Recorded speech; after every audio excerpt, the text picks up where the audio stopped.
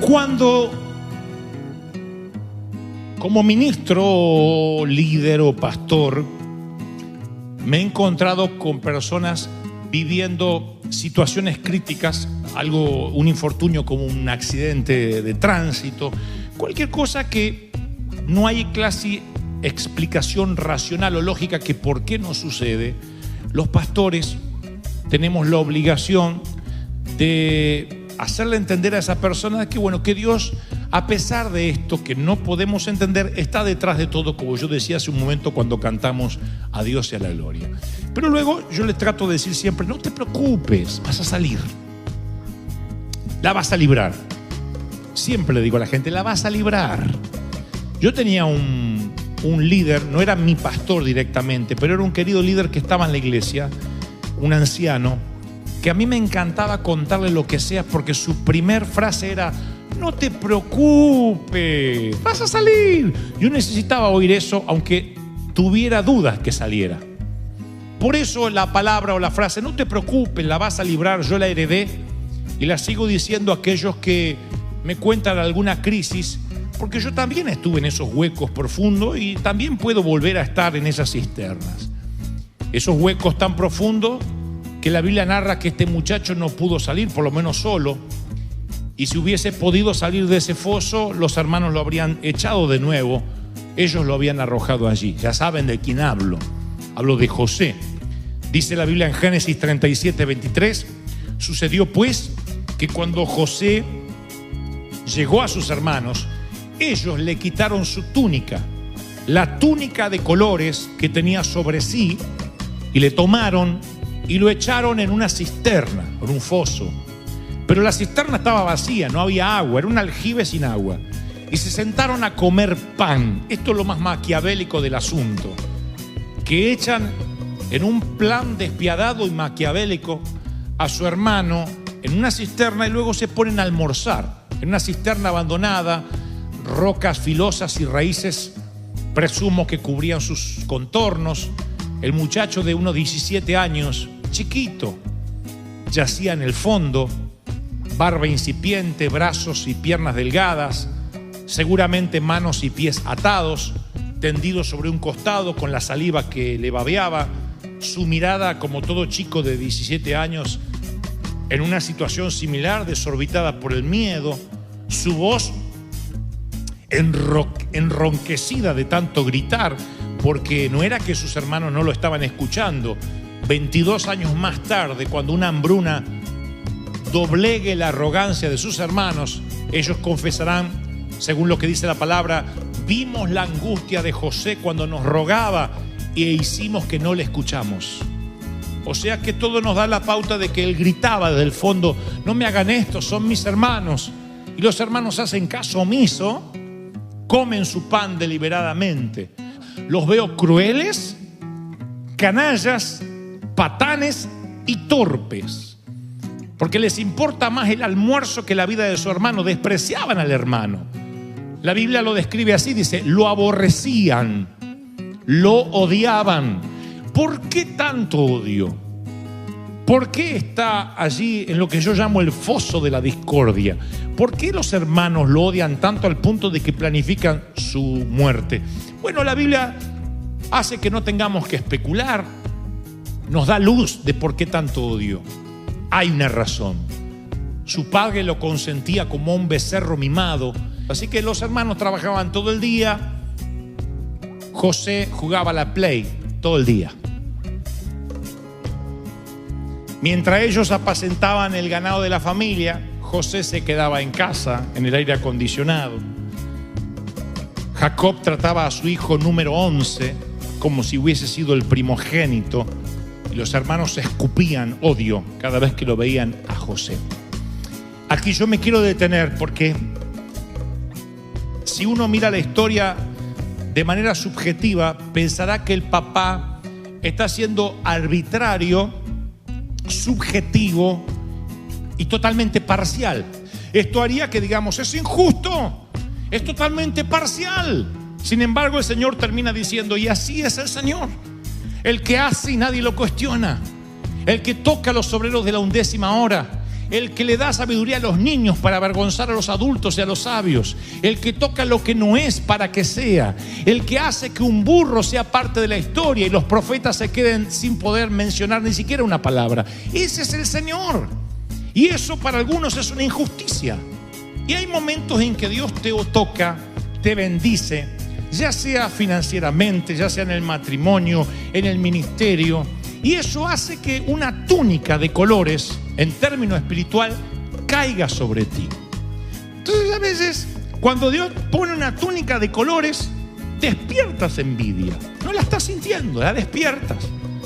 Y eso hace que la gente se ponga nerviosa y lo más probable es que te arrojen a un foso, a una cisterna. Eso suele ocurrir, es parte del paquete. Es imposible no tener oposición. Si quieres marcar una diferencia, deberás hacer algo diferente. Si quieres dejar una huella, lo más probable es que tengas que salir del status quo, de lo que hace todo el resto, salir por fuera del establishment. De otro modo, si te mantienes dentro de la manada, dentro del rebaño, no molestas a nadie, no asomas la cabeza, nunca te equivocas, pero tampoco haces nada. El hacer hace que te exponga y la gente opina. La gente ve, te observa, te critica, tiene derecho, cree tener derecho a criticarte, hagas lo que hagas, porque eres una persona pública. Y todas las personas que Dios toca inmediatamente se hacen públicas de alguna u otra manera. Eres público en la universidad, eres público en la compañía, eres público en el vecindario, la gente te observa. Eso se llama el poder del testimonio. La gente observa, somos cartas leídas, dice la palabra. Por eso el Señor le dice a su profeta: te daré favor, le dice a Abraham, para conmigo y para con los hombres. Te daré fama para con los hombres. Fama bien entendida no es anteojos oscuros, gafas oscuras y andar en limusina con guaruras. La fama bien entendida es: este realmente tiene el favor de Jehová. Este Elías tiene el verdadero Dios. El verdadero Dios es el Dios de José. ¿A quién otro vamos a adorar que al Dios de Daniel? Esa es la fama que le da la gloria a Dios. Que cuando te ven no les queda otra que mirar por encima de tu cabeza quién está contigo. ¡Aleluya! Ahora, los muchachos, los hermanos de José, aprovechando que estaban lejos de casa, quizá unos 90 kilómetros de la protección de papi, los hermanos le caen como una plaga de langostas encima. Quitaron a José su túnica, le tomaron y le echaron en la cisterna. Fue un plan sanguinario desde el principio, porque luego dicen: le diremos a papá que una bestia lo devoró. José no se imaginó lo que se le venía. Esa mañana no dijo: hoy me voy a poner ropa abrigadita para estar en el pozo. Él no tenía la menor idea que lo iban a echar a una cisterna, y el ataque lo tomó por sorpresa. Y quizás así haya ocurrido contigo. Esto es lo que Dios me dijo que te diga hoy. Esta es la palabra, que quizás esto es lo que está ocurriendo contigo. Tienes una larga temporada en el pozo que apesta.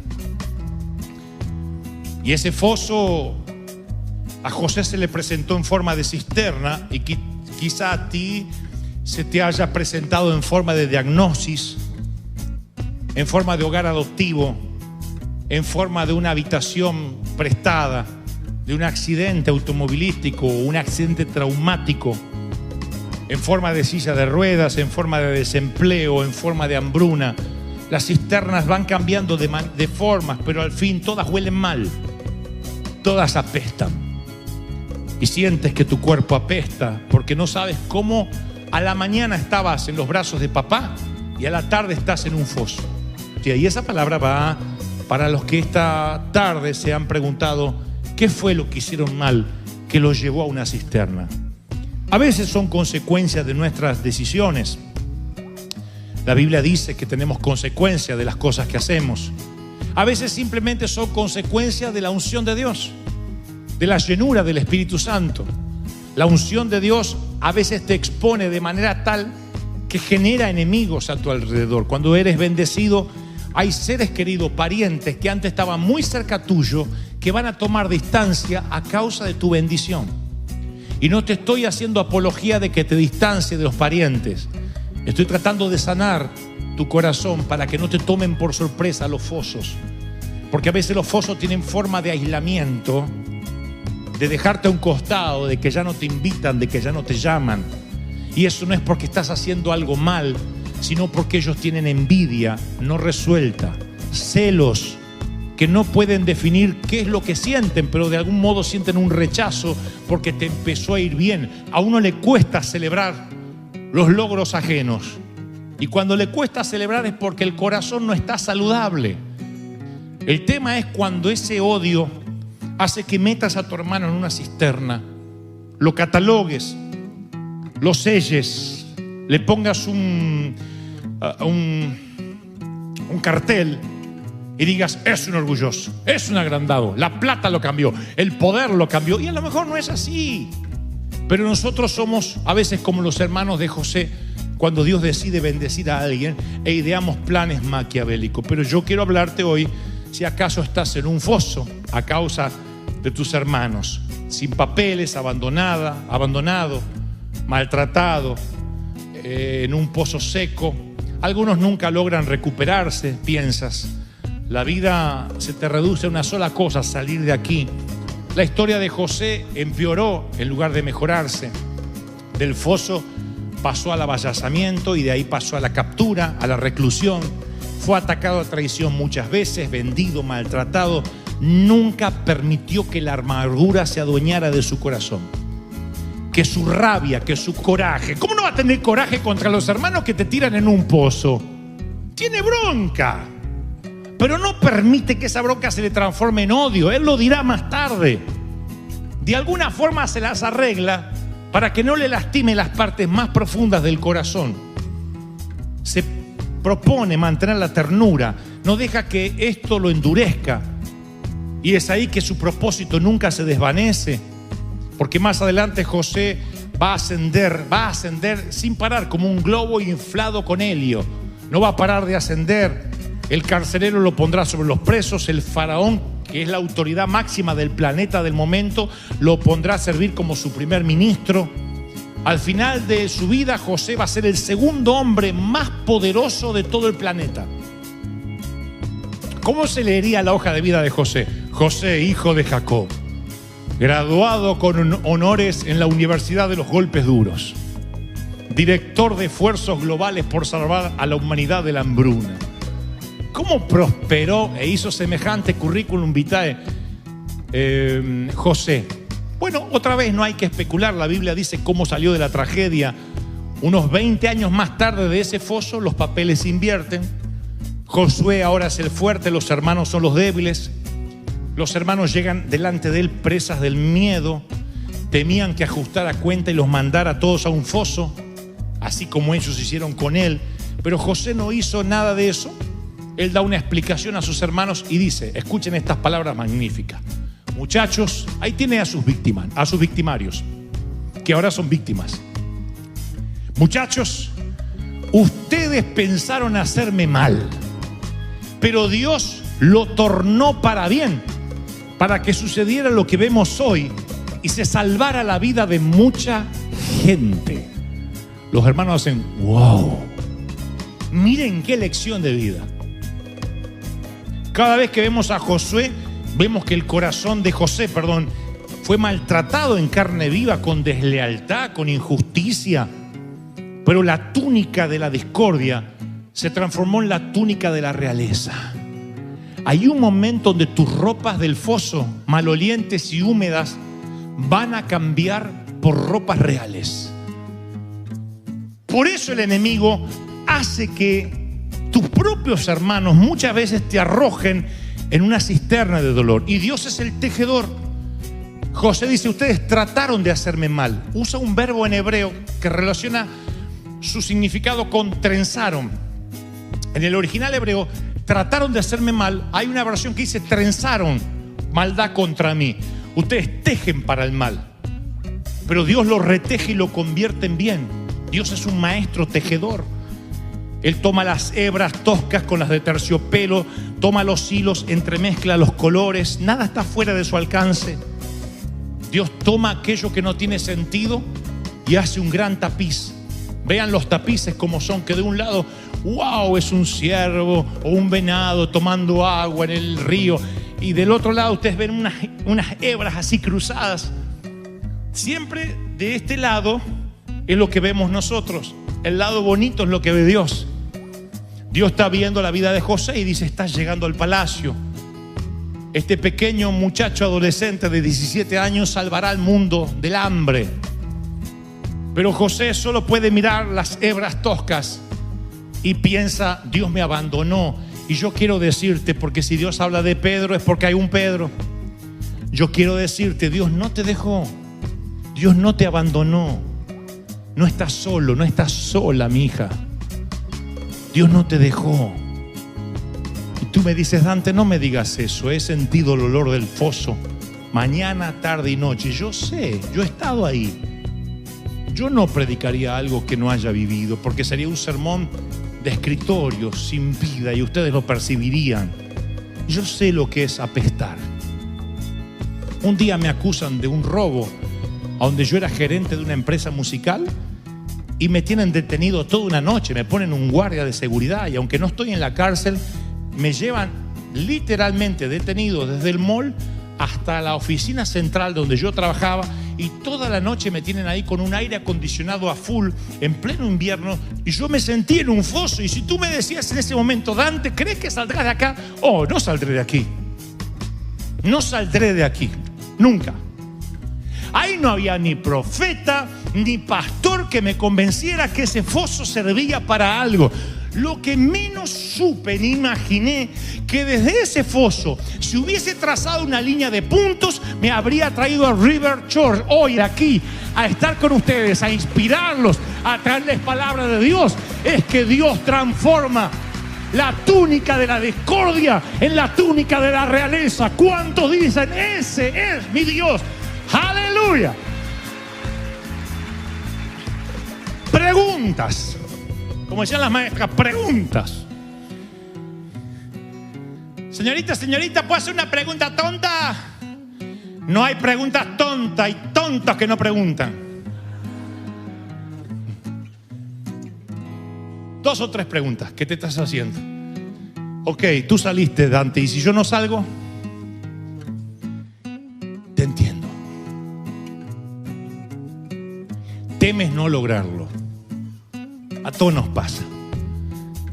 Tenemos la sensación que ese dolor nunca se nos va a ir, que los gritos nunca terminarán, que el dolor jamás se ausentará. Y estás ahí, en medio de las paredes escarpadas y unos hermanos furiosos, y te preguntas: ¿alguna vez va a brillar el cielo gris? ¿Saldré de este hueco alguna vez?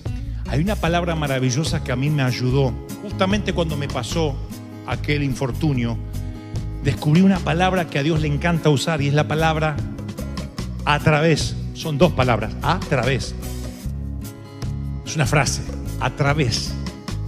Me encanta esa palabra, esencialmente donde Dios la pone, porque el Señor dice: cuando pases a través de las aguas, yo estaré contigo. Claro, lo que nos emociona es que Él va a estar con nosotros, pero se nos va el detalle. A través significa que no te quedas en medio de las aguas.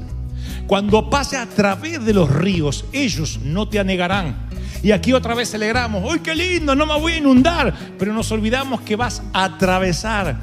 Cuando pases a través del fuego, no te quemarás, ni la llama arderá en ti. Ok, celebremos que no nos ahogaremos ni vamos a incendiarnos, pero hay algo que se nos ha escapado: es a través.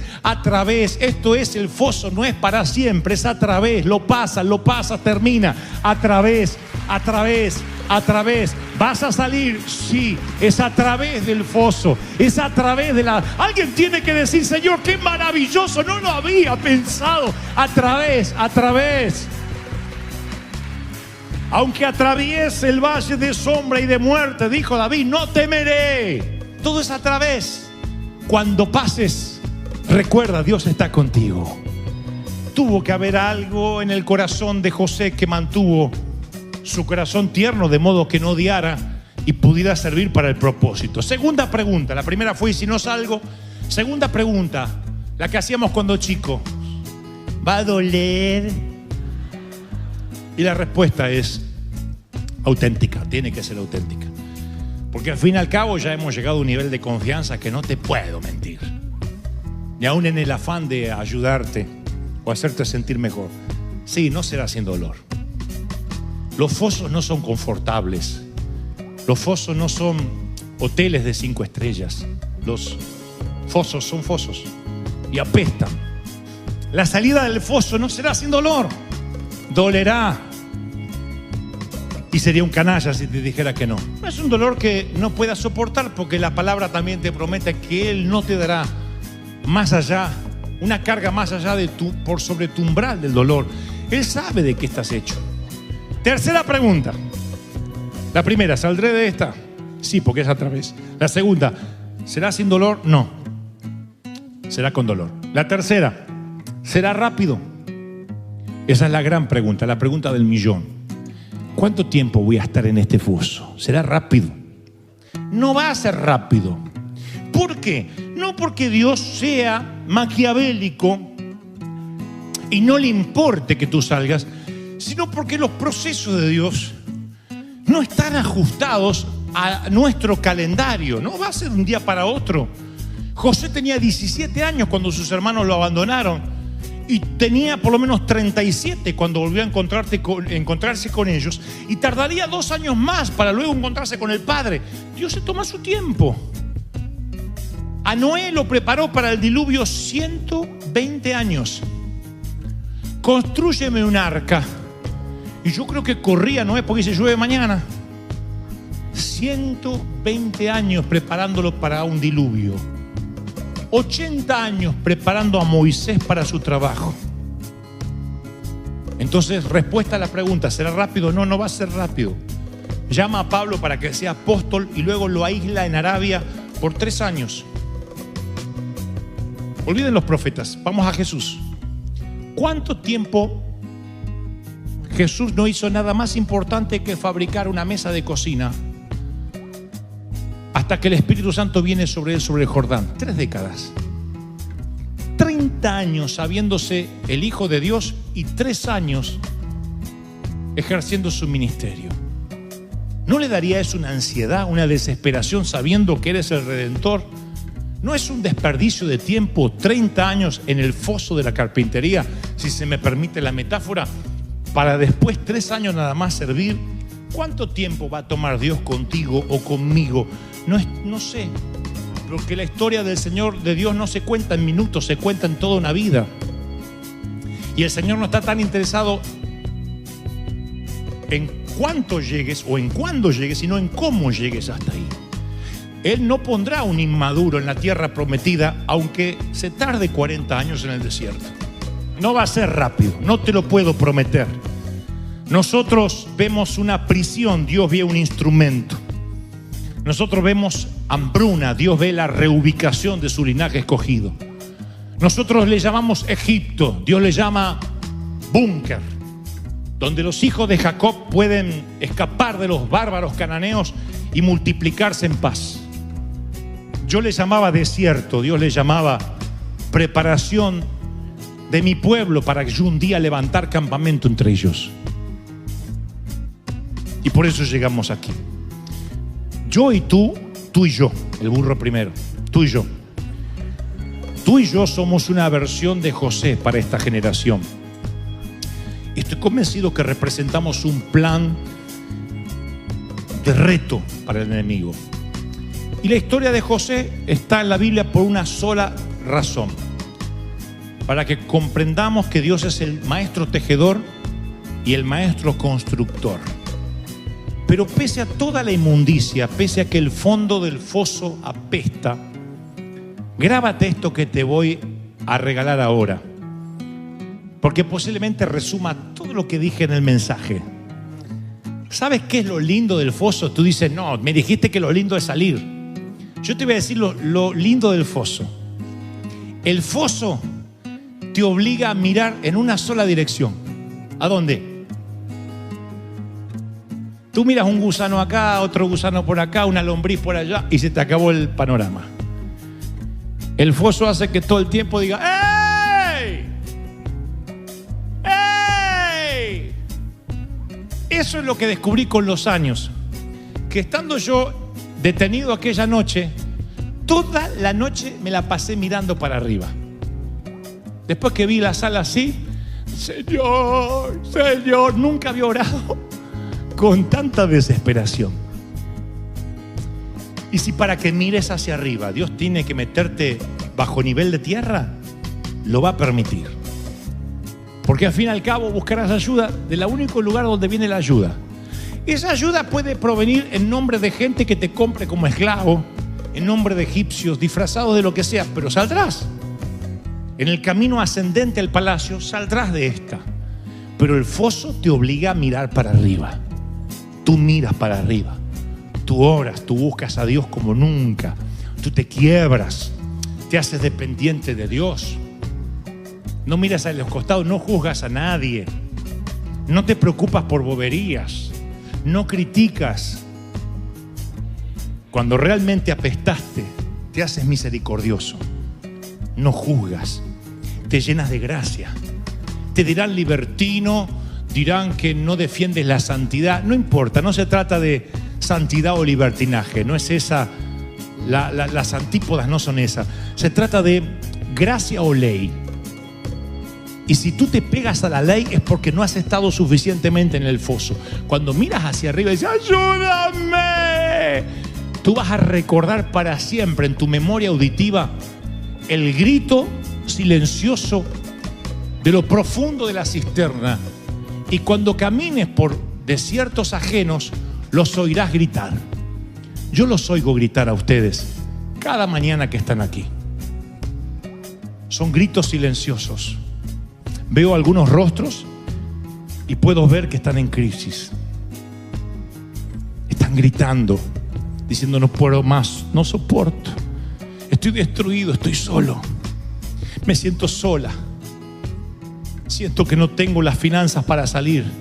No tengo casa, no sé dónde vivir. No tengo papeles. Gritas y gritas y gritas. La diferencia entre ser un ministro que sabe decodificar los gritos y un ministro que vive en una burbuja que no lo sabe oír es el tiempo que hayas pasado en el foso. Así que en lo particular ustedes tienen aquí a un hombre que ha pasado lo suficientemente en el foso que apesta. No solo la historia que les conté, sino muchas otras.